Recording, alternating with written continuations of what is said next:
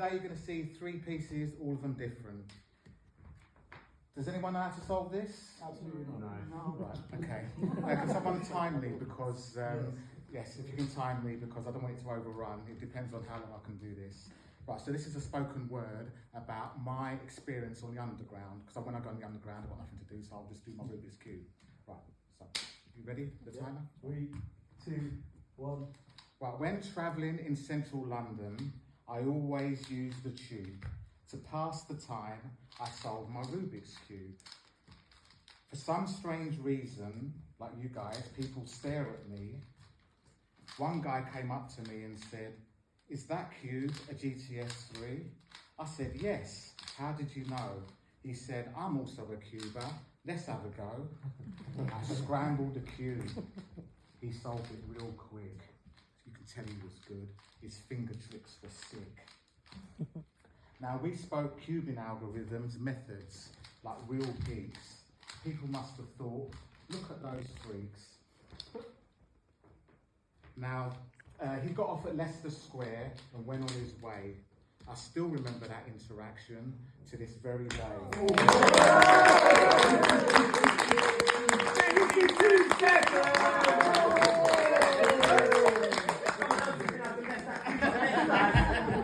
Now, this plastic toy has changed my life as it keeps me away from that electronic device.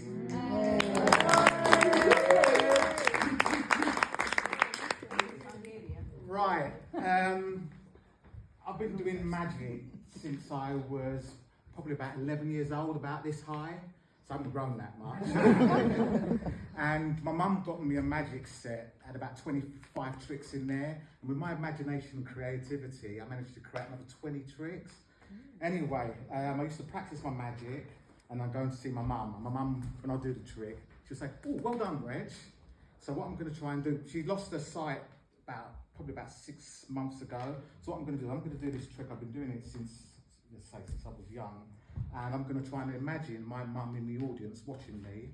So if you think it's a good trick, just say, "Well done, Reg." Yeah? Right, so I'm going to do it now.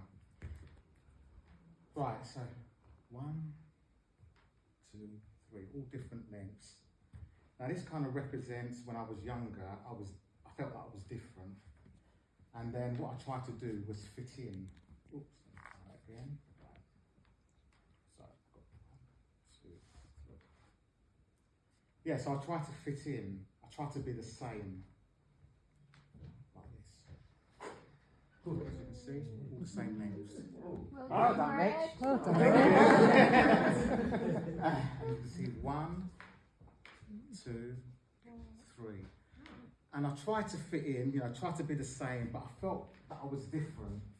So it wasn't a great part of my life. So I thought, I'll tell you what, I'm just going to go back to being different. So I thought about it, and I went back to being different. So it's gone back to different lengths. Nice one, Reg. Thank you very much. That's it.